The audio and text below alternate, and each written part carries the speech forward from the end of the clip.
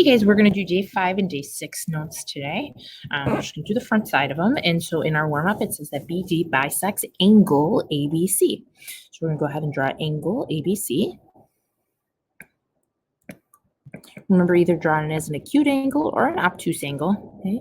And then what it says is that BD bisects this angle. And we know that an angle bisector cuts an angle into 2 equal pieces. And so this angle here that we get is going to be equal to this angle here that we get. Then they tell me that angle ABD is x squared plus 7x. Oops, I forgot my D. BD is my ray there that bisects the angle. So now I have a D. Now I can find angle ABD. Otherwise, I couldn't.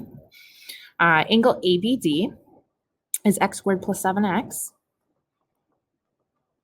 And angle DBC is 5x plus 15. Those two angles, guys, are equal. Therefore, those two expressions are going to be equal. So we're going to go ahead and set them equal to each other. And then we're going to be able to solve. Okay?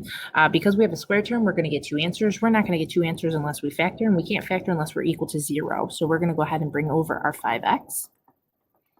And then we're going to go ahead and bring over our 15. And we're going to be left with x squared. 7x minus 5x is a positive 2x, and then minus 15 equal to 0. We'll go ahead and set up our x box. Our multiply number is our last number, which is negative 15. Our bottom number is our add number, which is positive 2. We're going to use the numbers of 5 and 3. And we're going to make the 3 negative, so that 5 times negative 3 gives us negative 15. And when we add them, we get the positive 2. Okay? We're going to go ahead and write our factors. X squared gets chopped into x and x. 1 gets the plus 5, and 1 gets the minus 3.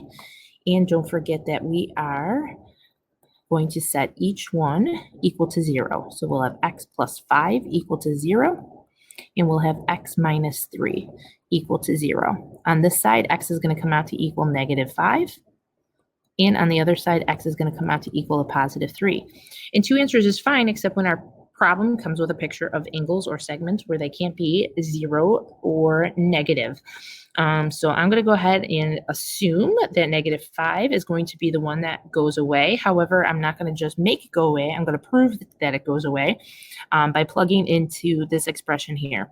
5 times negative 5 is negative 25, and negative 25 plus 15 is a negative 10-degree angle. Therefore, we can't have it. And now, guys, we are going to go ahead and keep x equals 3. Okay? However, we haven't answered the question yet because they asked for the measure of angle ABC, which is the whole angle. So I'm going to plug in just like I just did with the negative 5, but I'm now going to plug in with a positive 3. Okay? So 5 times 3 is 15, and 15 plus 15 is 30 degrees. Therefore, guys, this angle should also be 30 degrees since they are arc marked, making them equal. Okay? And you can double check it if you want.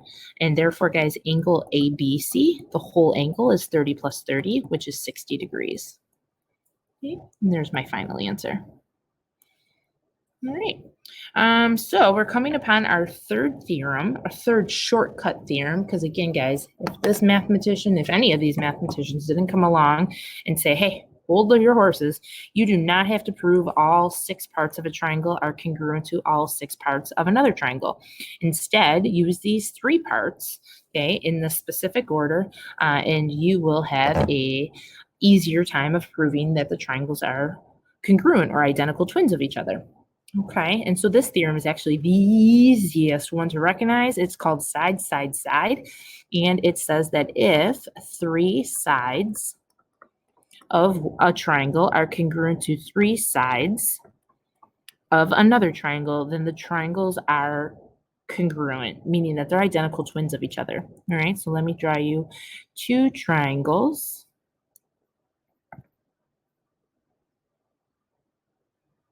Okay. Hopefully they look like identical twins. But if I have 1 pair of sides, 2 pair of sides, congruent, 3 pairs of sides, congruent, and you see the markings on a triangle that look like that, those triangles are congruent, and they are congruent by side, side, side. All right, so we're going to go down and we're going to see, is the given information sufficient to prove congruent triangles? If so, name the postulate that proves the triangle's congruent. And now, guys, remember, postulates are the same thing as theorems, and our triangle congruence theorems are known as angle, side, angle, side. And now we have side, side, side. Okay, so in picture number 1 here, our triangles are stuck together, and so sometimes it's easier to highlight them. And we can see that we have one angle and one side, but we're missing a third pair of parts. And so far, all of our theorems use 3 pairs of parts. But notice, guys, these triangles are what I call back-to-back, and back-to-back triangles share a side. And that side is actually called reflexive. Okay, I mark it with an X. All right, and so now, guys, we're going to see if these 3 pairs of parts make one of our 3 theorems. Okay. And taking a look, guys, we have a side here. We have a side here where the X is, and we have an angle over here. So it's not angle, side, angle, because we don't have 2 angles. It's not side, side, side, because we don't have 3 sides. And our angle is not between our 2 S's.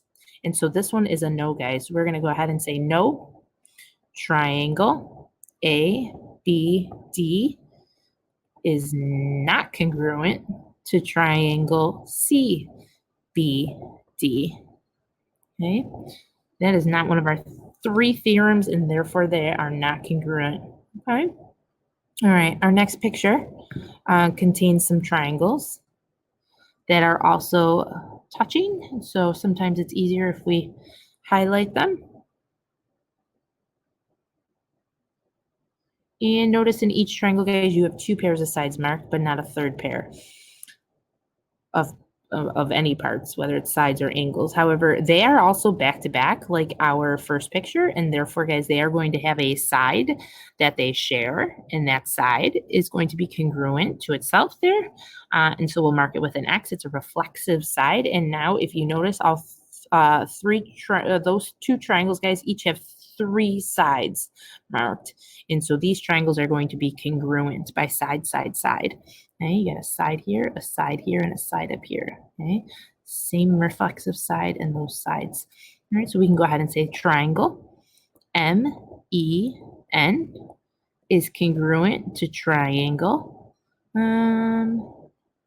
Let's see, that would be M would match with N, E would match with A, and N would match with M. Okay, that triangle is congruent to that triangle by side, side, side. Okay, all right, case number 3, last one on this page, it says name the corresponding sides or the corresponding angles that would have to be proved congruent in order to prove that the triangles are congruent by side, side, side. Okay, all right, so looking at my one triangle, looking at my second triangle, there is nothing marked in any of these triangles. However, they are what we call back-to-back, and so HR is going to already be congruent to itself in both triangles, and so that's our reflexive side. And that makes us have one side. We still need 2 more sides. So I'm going to go ahead and tick mark DR and the matching side called HA and state that DR has to be congruent to HA.